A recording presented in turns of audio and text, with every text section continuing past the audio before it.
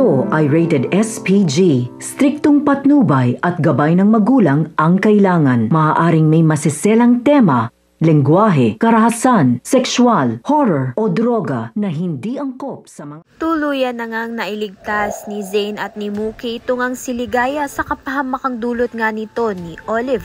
Kaya naman nga't dali-dali nga silang pumunta sa kasalan ni Danilo at ni Olive upang pigilin nga nito ni Ligaya. Kaya naman nga't nang dumating nga itong si Ligaya sa kasalan ay hindi na nga siya nagpatumpik-tumpik pa at pinigilan niya na nga ito. Dito na nga niya isiniwalat ang tungkol sa pagkatao nga nito ni Olive na nagpapanggap nga lang siyang bilang Jade dahil matagal na nga ang patay itong ang si Jade at si Olive nga ang pumaslang sa kanya.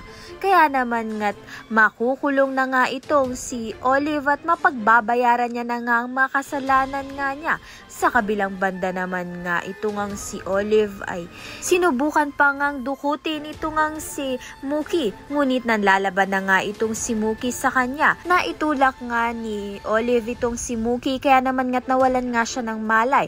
Kaya naman nga't madali nga siyang nakuha nito ni Olive at dinala nga sa malayo.